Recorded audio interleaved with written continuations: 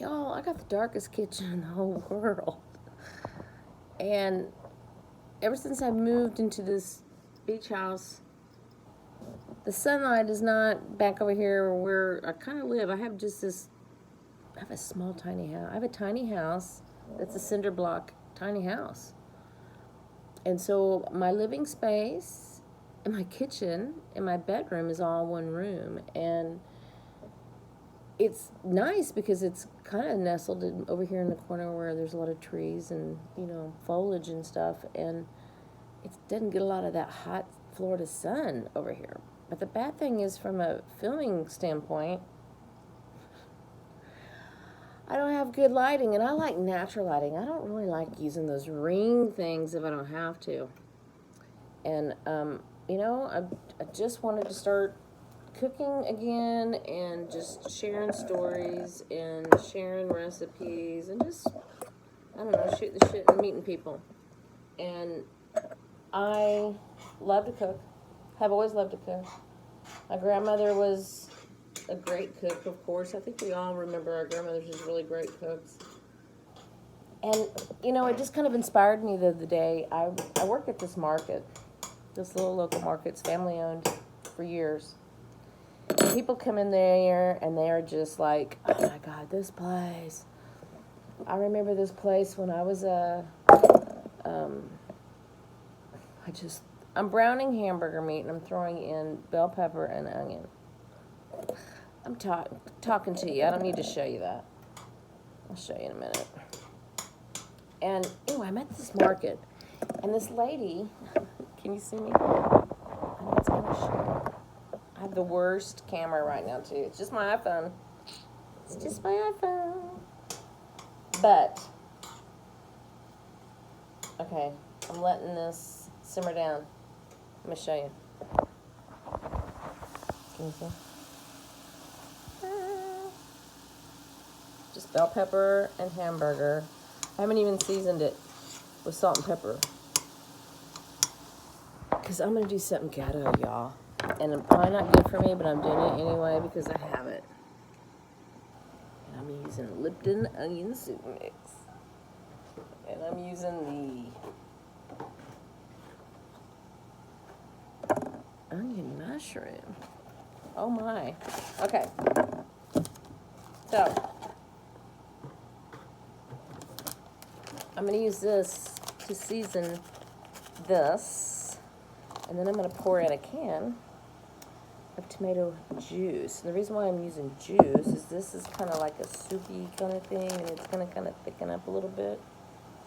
So, anyway. So this lady comes in the market. She comes in the market the other day, and she's looking for a packet of, it was like one of those seasoning mixes, like for vinaigrettes. She's going to make a dip with it. I was asking her how to make it. It sounded kind of good. I want to make it. But anyway, she's like, tell me this. And then she goes, what is it with the people here in the South? They don't make any noodles. And I was like, what do you mean noodles? What do you mean noodles? And she's like, yeah, my grandma used to make those noodles. And we make them where you put the flour on the counter and make noodles. I was like, oh my God, my grandmother used to do that too. She used to call them chicken and slickers, like instead of chicken and dumplings. And she said, yeah, that's kind of noodles. She said, yeah, my grandmother used to live in Missouri. And she said, but, this is all back in Indiana. And I said, well, I'm from Missouri.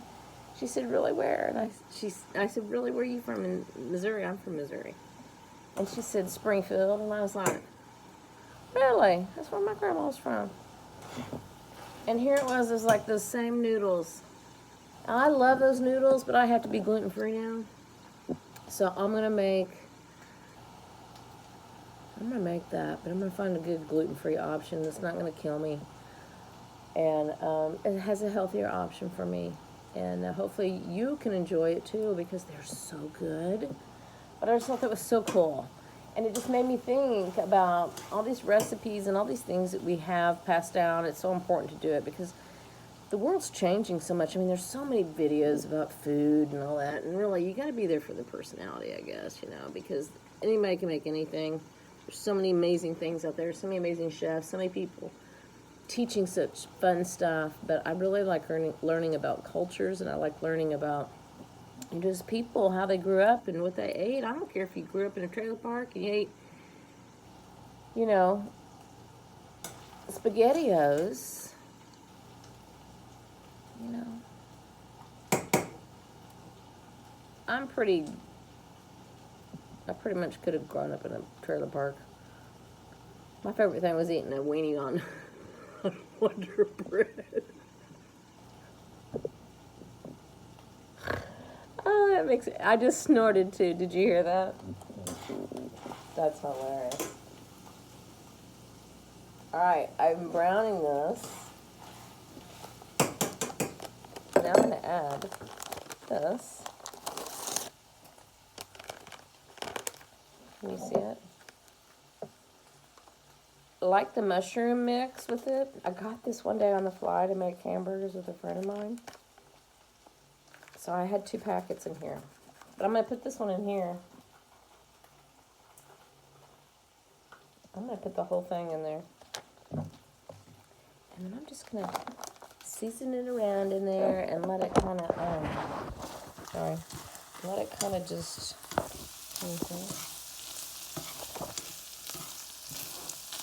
the worst lighting in here, sorry. If I just get sticky.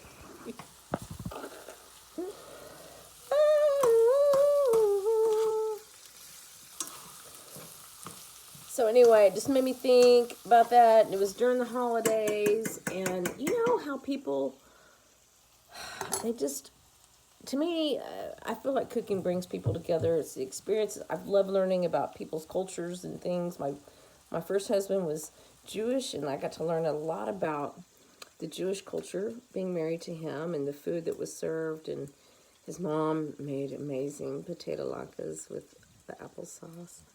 And it was just fun to learn a lot of those things. And then he was in the restaurant business and just inspired me so much because it was a fine dining restaurant, fine steakhouse in Dallas. And it was just a great experience about food. And it just really opened me up more. And I just, over the years, I just loved it so much. And then when I divorced my second husband, the Prince of Pain. That's a whole nother story in a bottle of rum. But, yeah. So that's looking good now, look. I think it kind of caramelized. Oh, can you see? I'm just stirring it with this spoon. It's Getto cooking today. But it's going to be good. All right.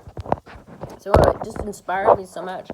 So when I divorced my second husband, I just decided I was going to start being a personal chef. I was just going to do it. I didn't need his, what's the word I'm looking for? I didn't need his approval or anybody else's.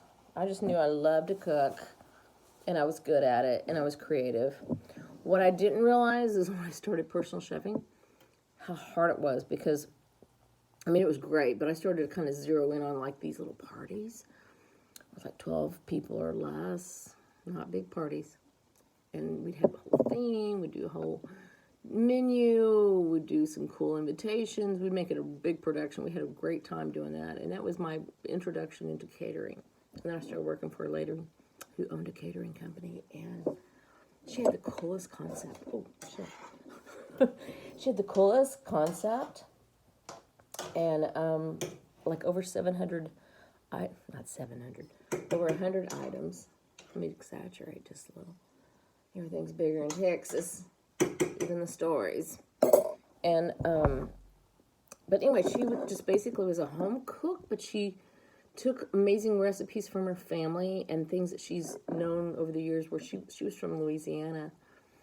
So she just decided to take some of these items and turn them into things that you could bake off and serve, or you could thaw and serve. And I started baking for her part-time, making these lemon bars. And then I kind of got sucked into that because I was like, wow, I could work over here and do a lot of this stuff that I love and not just kill myself having to do everything. Because when you do personal shopping, you're pretty much doing everything. You're shopping, you're packing, you're prepping, you're loading, you're unloading, you're cleaning up. I mean, it's a lot. And I was a single mom. So I was like, this is fucking hard. But I got into it and I had such a great time cooking. I learned so much about food. And then I got so burnt out because I worked a lot and I achieved an amazing goal for myself. I became, in a position where I really felt like I earned a lot of what I had done, and I had some amazing experiences. I'll share some of these stories with you because there was some really cool experiences there, and it was a great experience for me from a professional standpoint, but also just from learning about food and everything. So I can teach a lot of people a lot of really cool things, but right now I'm just doing some ghetto cooking today on a dreary day right after Christmas. I'm glad I've kept my sanity this year. I didn't get all sad. I like being alone, but I also yearn for my family to be together, and the circumstances in my life right now, it's just where I'm by myself. So I know there's a lot of people out there like that too.